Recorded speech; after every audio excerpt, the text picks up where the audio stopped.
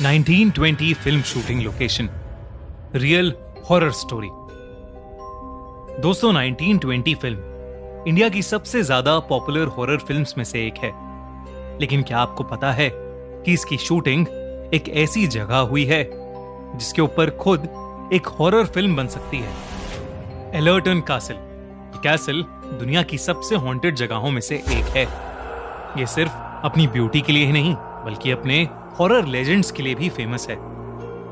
लेकिन इसके बावजूद इस कासल में आज भी कई वीआईपी पार्टीज और गेट टुगेदर्स होते हैं। इसी के चलते विलियम्स फैमिली ने भी डिसाइड किया था कि वो अपनी छोटी बेटी कैरन की बर्थडे पार्टी एलर्टन कासल में ही थ्रो करेंगे। विलियम्स फैमिली कई सालों से लंदन में रह रही थी और उनकी छोटी बेटी कैरन 10 साल की होने वाली थी। कैरन का एक बड़ा भाई भी था जिसका नाम हैरी था। हैरी अपने घर में किसी से भी ज्यादा बात नहीं करता था।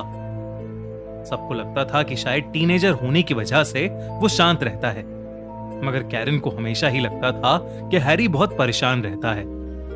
हैरी ने अपने पेरेंट्स को एलर्टन कासल आने से कई बार मना किया था, मगर उन्होंने उसकी बात नहीं सुनी और कासल को 5 दिन के लिए बुक कर लिया। 5वें दिन कैरन की बर्थडे पार्टी थी। विलियम्स फैमिली जैसे ही एलर्टन कासल पहुंचे, हैरी के हाव भाव और ज्यादा बदल गए।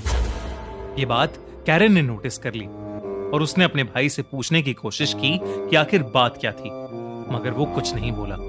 उन्हें वहां पहुंचते पहुंचते रात हो गई थी और इसी वजह से विलियम्स फैमिली खाना खा के सोने चली गई। अपने रूम तक जाते हुए कैरन को स्टेयरकेस पर एक बच्चा दिखा जिसकी उम्र लगभग उसके जितनी ही थी। कैरन ने हाथ हिलाकर उस बच्चे को वेव किया, मगर वो बच्चा सीढ़ियों से ऊपर भाग गया। कैरन भी उसके पीछे पीछे जाने लगी और उसने देखा कि वो बच्चा उसके भाई हैरी के रूम में घुस रहा था।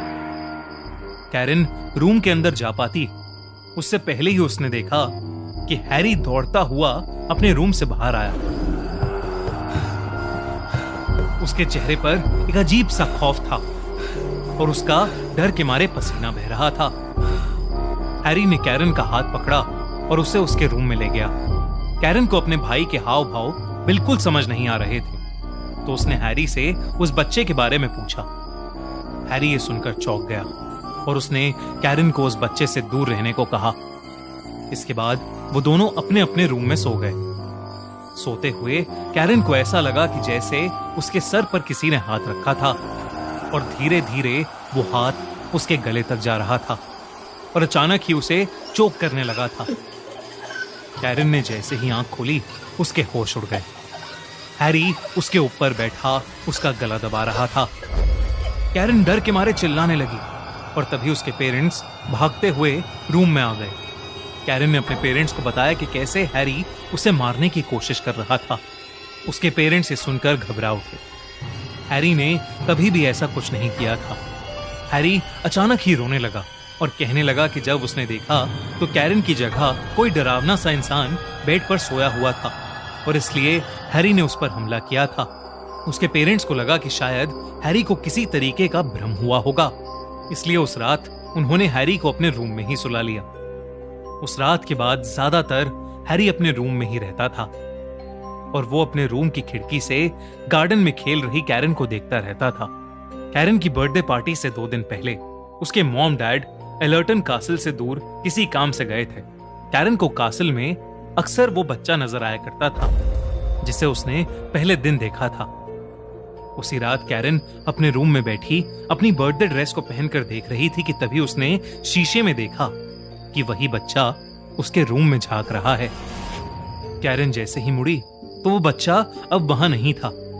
कैरन दरवाजे से निकलकर कॉरिडोर में गई और उसने देखा कि वो बच्चा स्टेयरकेस के पास खड़ा स्माइल कर रहा था, मानो कैरन को अपने साथ खेलने के लिए बुला रहा हो। कैरन भी उसकी तरफ बढ़ने लगी, मगर तभी अचानक कुछ ऐसा हुआ कि कैरन के पैरों तले जमीन खिसक गई। कॉरिडोर के अंधेरे से एक बहुत ही डरावना आदमी हाथ में हथौड़ा लिया आया और उसने वो हथौड़ा सीधा उस बच्चे के सर पर मार दिया।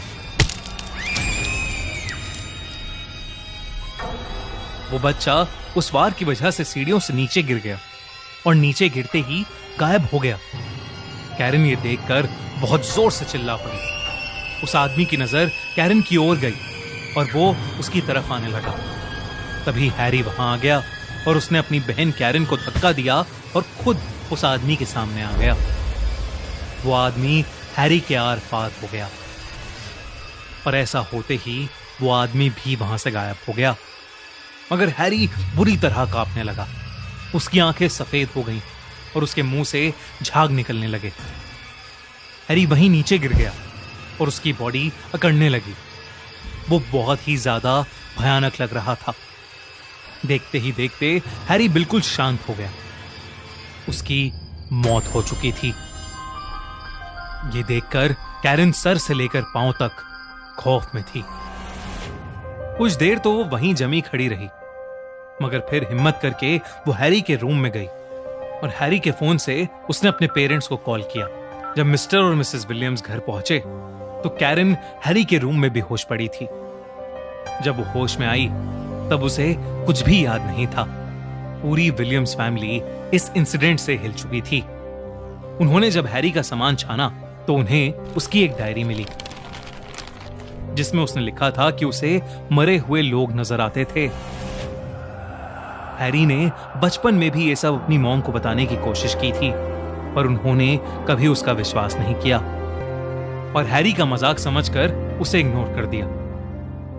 हैरी को अपना एक गिफ्ट एक कर्ज की तरह लगने लगा था और वो कैरन की सेफ्टी के लिए बहुत परेशान रहता था।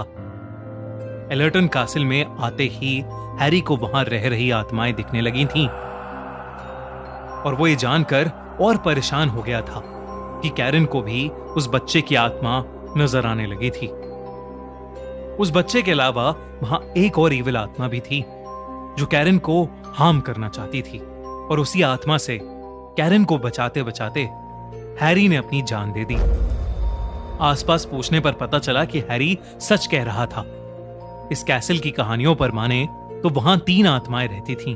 कभी किसी को एक औरत का भूत दिखता था जिससे लोग कैसल की मालकिन कहते थे, तो कभी एक छोटे बच्चे का, और साथ ही वहां एक बहुत ही इविल स्पिरिट का भूत भी था। वो लोग कहते हैं कि वो इविल स्पिरिट एक कारपेंटर की है जो उस कैसल में काम करता था।